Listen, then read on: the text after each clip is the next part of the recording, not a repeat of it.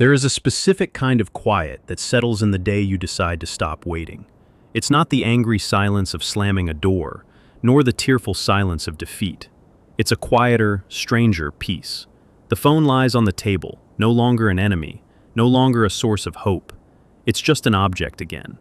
You catch yourself in the middle of the day, not checking for a message. Your thumb doesn't automatically swipe to his name. And in that moment, there is a breath of freedom. A small, unclaimed space in your mind that used to be occupied by a single, looping question. Will he write? But this quiet is different, isn't it? It's layered.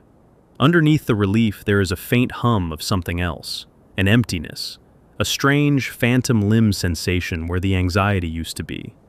You stop the outward act of waiting, but a part of your body, a part of your nervous system, is still listening. It's like telling your ears not to hear a sound that has been ringing for weeks. The conscious mind agrees, but the body remembers the vibration. This is the point where most advice fails you. It tells you to move on, to know your worth, to stop chasing. And you did. You stopped. But no one tells you what to do with the echo inside. No one explains why a simple, logical decision to stop waiting feels like you're trying to hold back the tide with your bare hands.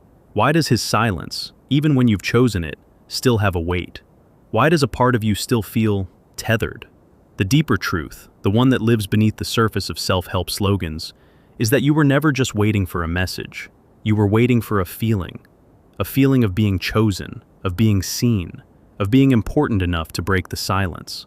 And this need, this powerful magnetic pull, does not come from him. It comes from a much deeper place within you.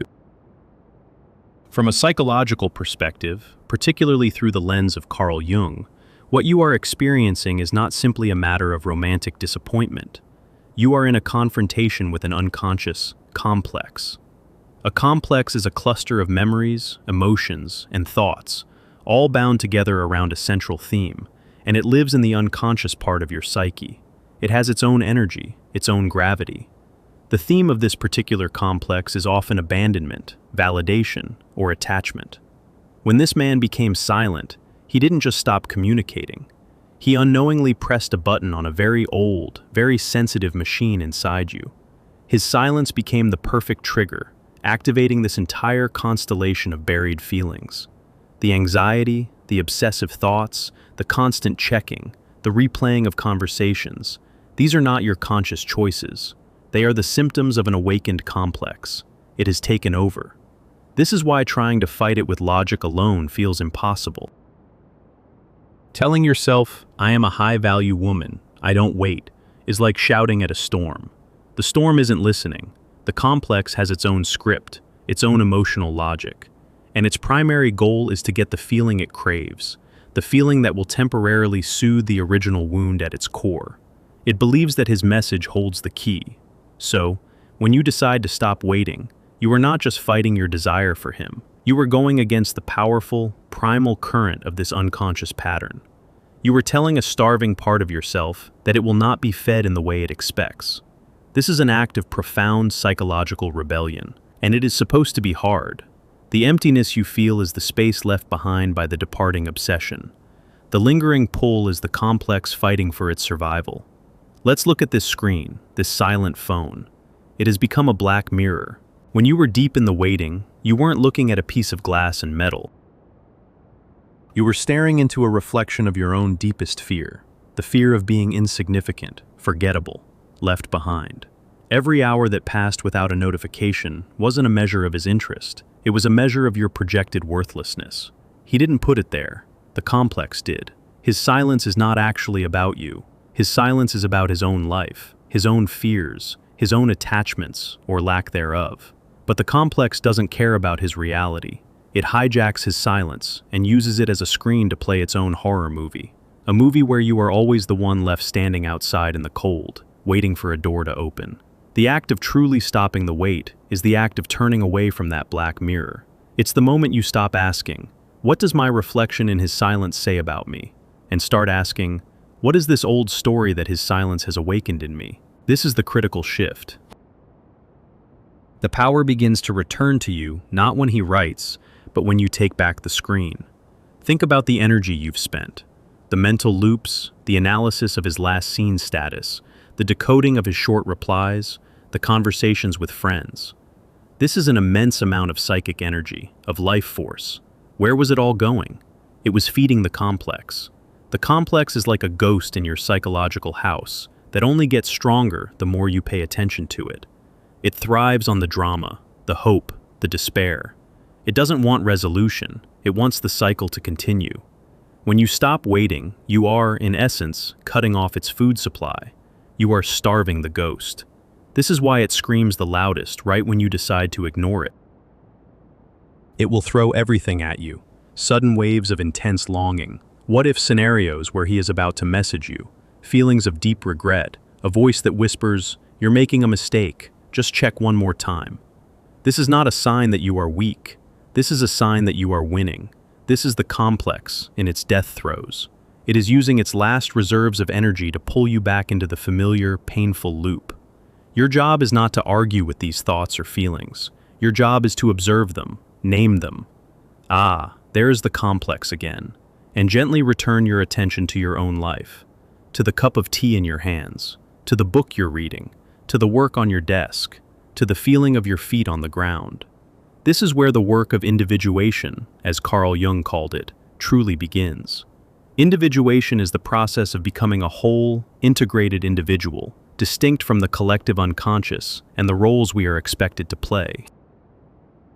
For a woman caught in this pattern, it means disentangling her sense of self from the approval or attention of a man. It means finding her center of gravity within herself, not in his inbox. Stopping the wait is a profound act of individuation. You are unconsciously declaring, "My wholeness does not depend on your response. My peace is not contingent on your message. I will not allow my inner state to be a puppet dancing on the strings of your silence." This process unearths the shadow. The shadow, in Jungian terms, contains the parts of ourselves that we repress or deny. For the woman who is always the cool girl, the understanding one, the one who doesn't chase, her shadow might contain a deeply needy, terrified inner child who is desperate for validation. For the woman who is a giver and a fixer, her shadow might contain a rage at being taken for granted. Waiting for his message keeps this shadow hidden. The obsession with him prevents you from having to look at you. It's a perfect distraction. The moment you stop, the silence creates a space, and into that space, the shadow can emerge. You might feel an unfamiliar anger, a deep, profound sadness that seems too big for just this one situation, a feeling of being lost. Do not run from this. This is the gold. This is the part of you that needs to be seen and integrated. The sadness is not just about him. It's the accumulated grief of every time you abandoned yourself while waiting for someone else. The anger is not just at him. It's a healthy, life-affirming rage against the pattern that has cost you so much of your peace. Meet this shadow with curiosity, not judgment. Ask it, "What have you been trying to tell me? What part of me did I sacrifice to keep this connection going?"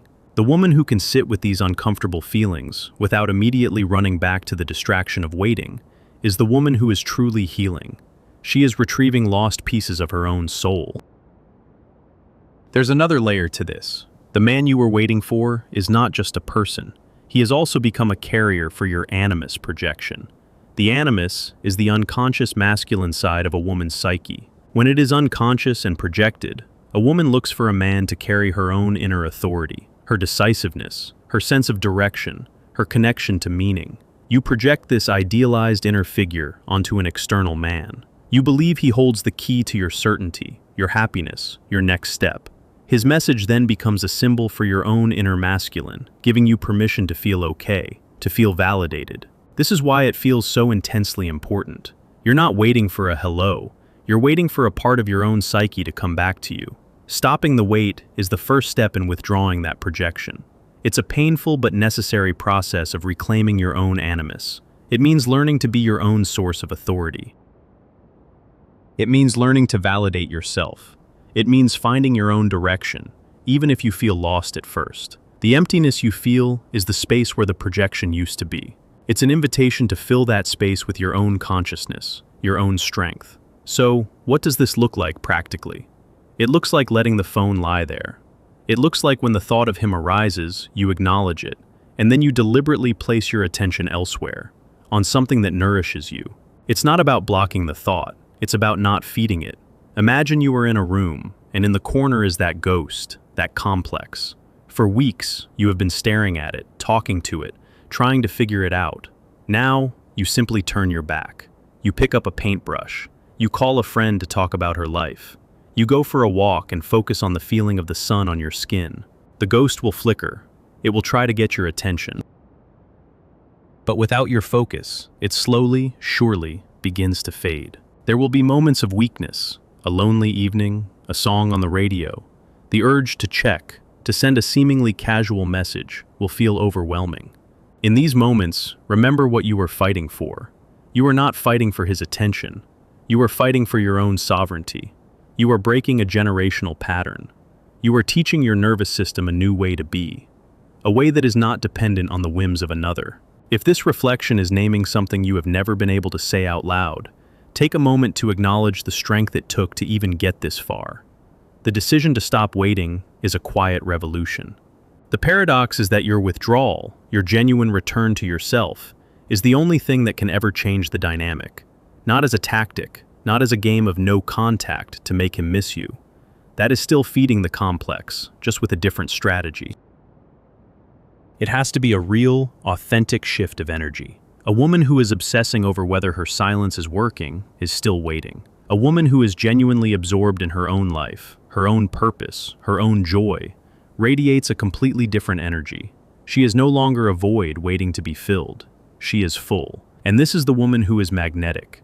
Not because she is playing hard to get, but because she is whole. Her value is not up for debate. It is not pending his approval via text message. It is a fact, grounded in her own being. Whether he messages you again becomes, strangely, irrelevant to your core sense of peace. If he does, you will meet his message from a new place. You will not be the hungry ghost, desperate for a crumb. You will be a sovereign queen in her own kingdom, deciding if you even want to open the gates. You will be able to discern if his message is a genuine attempt at connection, or just a breadcrumb to see if you are still available. Your newly integrated self will know the difference instantly. And if he never messages, you will notice one day that you haven't thought about it. The quiet in your mind will no longer be laced with emptiness. It will be a clean, open space. A space for your own thoughts, your own dreams, your own life to rush in. The phone will just be a phone. His name in your contacts will just be a name. The tether will be gone. This is the real prize, not the message, but the freedom from needing one. It's the moment you realize you were never waiting for him. You were waiting for yourself to finally come home. And you're here. My peace is no longer waiting for a notification. But what does this peace feel like in your body? For so long, your body has been a fortress under siege. The tension in your shoulders was the guard on the wall. Your shallow breath was the scout listening for hoofbeats. Your stomach was a knot of strategic plans and worst-case scenarios. You may not have noticed it consciously, but your physiology was in a state of chronic, low-grade fight or flight. Waiting is a form of threat detection for the nervous system. The threat is abandonment. The signal of safety is the message. When you truly let go, the first place you might feel it is in your breath. One day, you will take a deep, involuntary sigh. It will feel as if a lung you didn't know was constricted has finally opened. Your diaphragm will drop. You will feel your own center of gravity lower, from your racing mind down into your pelvis, grounding you to the earth. Your shoulders, which have been subtly creeping towards your ears for months, will release. You might feel a sudden urge to stretch, to roll your neck, to physically shake out the residue of the weight. This is your body memory recalibrating. It is unlearning the posture of anxiety. It is realizing that the threat is gone, not because the all-clear signal came from him, but because you dismantled the watchtower yourself. You told your body, we are no longer on high alert. We are safe, right here, within ourselves. No one is coming, and we are okay. In fact, we are more than okay. We are free. This physical release unlocks a new level of presence. You begin to notice the world again, not as a backdrop to your inner drama, but as a place you actually inhabit. Food starts to have more flavor. Music has more texture. You can follow the plot of a movie without rewinding it 3 times because your mind wandered back to him. When a friend is talking to you, you are fully there. You hear her words. You see the emotion in her eyes. and your mind doesn't have a split screen running in the background, constantly scanning the horizon for a digital smoke signal. This is a profound sign of healing, the return of your full attention to your own life. Your psychic energy, once hemorrhaging into the black hole of waiting, is now flowing back into you, and with it comes a renewed sense of curiosity. You might find yourself wanting to learn that language you always talked about, or visit that museum you kept putting off, or simply sit in a park and watch the world go by without an agenda. This isn't keeping busy as a distraction. This is the natural impulse of a life force that is no longer being suppressed. You are not filling a void. You are tending to a garden that is finally getting your sun and your water. And then, when you have truly settled into this new country of self-possession, the universe will send you a final exam. It will likely happen on a completely ordinary day, a Tuesday morning perhaps. You're making coffee, thinking about a work project, feeling content, and then your phone buzzes. You glance down, and there it is, his name.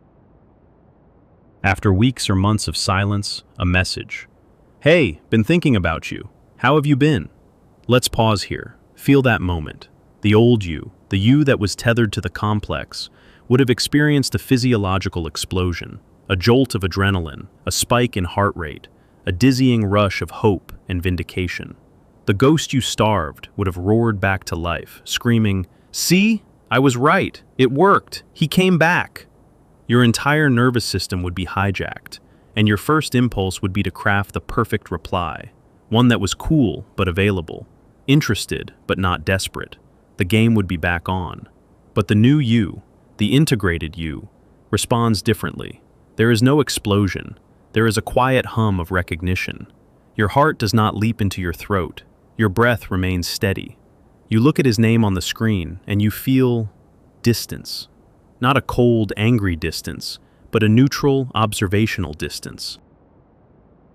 You see the message not as a validation of your worth, but simply as a piece of information. Your first thought is not, "What does this mean about me?" or "What does he want?" Instead, a new, quieter question emerges from your core. How do I feel about this? You are able to look at the message and see it for what it is. A low-effort bid for attention, a breadcrumb, a feeler sent out from his own world, which has nothing to do with your inner state of peace. The sovereign queen does not get flustered when a messenger from a distant land arrives at the gate. She observes, she assesses, she decides. In that moment, you will feel the ghost of the old pattern. A faint whisper from the shadow might say, "Reply now, don't lose him again."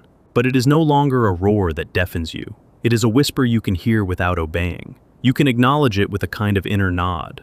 "Ah, there you are, old friend. I remember you." And then you can consciously choose a different path. You might put the phone down and finish making your coffee. You might decide to answer in a few hours, or the next day, or not at all. The urgency is gone. The power is gone. His power over your nervous system has been neutralized, because you are no longer outsourcing your sense of safety to him. You are your own safe harbor. The final exam was never about whether he would message you. The final exam was to see if you would abandon yourself again if he did, and you passed. Passing this test solidifies a new layer of self-trust that is unshakable. You have proven to yourself, on a cellular level, that your peace is now internally generated. It is not for sale. It cannot be bought with a casual text message. From this place, your journey continues, but on an entirely new plane. You walk into the world not as a half person looking for your completion, but as a whole person, curious about who might be whole enough to walk alongside you. The desperation is gone, replaced by discernment. The neediness is gone, replaced by a quiet confidence. You have stopped waiting for his message, yes, but in the process, you have started to receive a much more important one. It is a message that comes not through a screen, but from the deepest part of your own being. It speaks in the language of calm breaths, of genuine laughter, of grounded feet on the earth. It is a constant, steady signal, and it says, simply, "You are here, you are whole, you are home."